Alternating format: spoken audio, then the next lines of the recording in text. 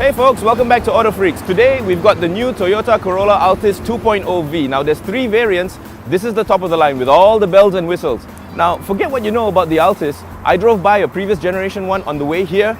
It looks totally different. Toyota have ripped up the book on what the Altis should look like, and they've come up with something new and pretty nice.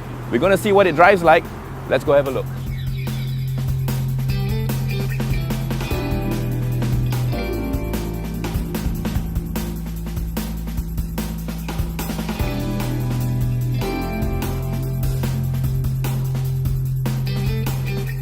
So let's have a look at what's under the hood of the new Altis. Now, the first thing I would expect for a car in this class and this price range are bonnet struts. Something to look at, Toyota. But anyway, what we have here is a dual VVTi 2-liter 4-cylinder engine that pumps out about 143 bhp and about 187 Newton meters of torque. Now, it sends power to the front wheels via a 7-speed CVT. Now, I'm not a big fan of CVTs, but this one's got paddle shifts, which we're going to play with in a little while. It's the sporty variant. It's got 17-inch wheels. Let's go drive it.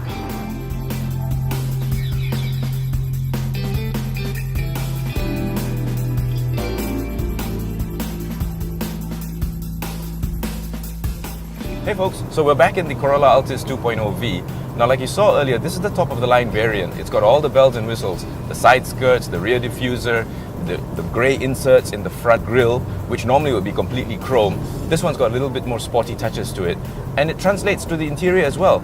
You've got carbon fiber finish, beautiful Optitron meters, which actually are backlit throughout the day.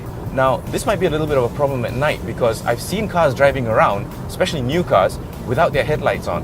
Now, the reason for this is because you see your meters and they're lit and you think your headlights are on, but they're not. So just be careful on that. Or in this car, just leave it to auto, and when it turns dark, the lights will come on for you.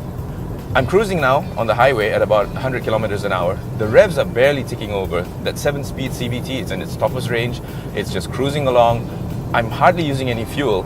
Right now I've got an average of 9 kilometers per liter, which is pretty decent for a car in this class. I mean, 2 liters, 143 bhp, 187 Newton meters of torque. So far so good.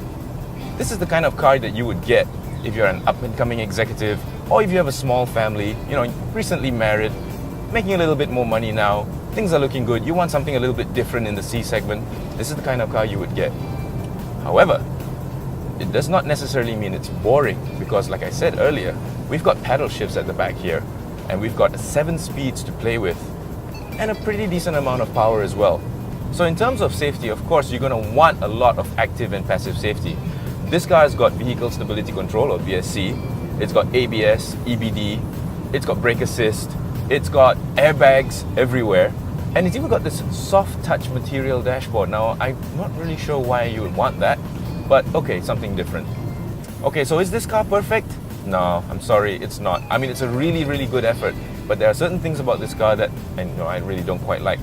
For one thing, now I've got pretty big hands, but this is a rather thick steering wheel. It's kind of difficult to hold, and after a while, you're gonna find yourself like, okay, where am I gonna put my hands? Because it's a multi-function steering wheel, and there's a lot of little gadgets on here that you can play with, but when it comes to holding it, it just does not feel ergonomically right. And for somebody with smaller hands than mine, it's gonna be even more uncomfortable. Now, another thing that I really don't quite like, and I know this is gonna mean nothing to a lot of people, it's the clock.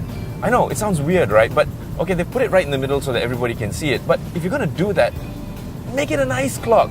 This is an old digital thing that you could buy at a Daiso for 5 ringgit. It looks cheap. I'm sorry. I mean, the rest of the car looks nice and the Optitron meters are beautiful. Get rid of that clock. Oh.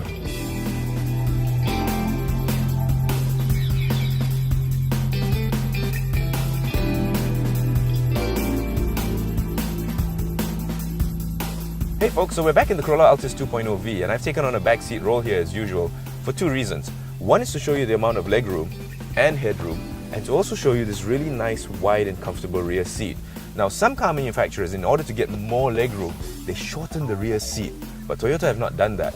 It's a full-size back seat that's really comfortable with another added feature which is really cool. Check this out. You pull this little lever over here, and the back seat actually reclines, so you can get a little bit more comfort. Now, not only do they recline, of course, they tumble forward, You've got a nice armrest with cup holders. Both rear seats tumble forward. It's a 60-40 split, so you can get an even bigger boot. And the boot is huge. So, nice going, Toyota.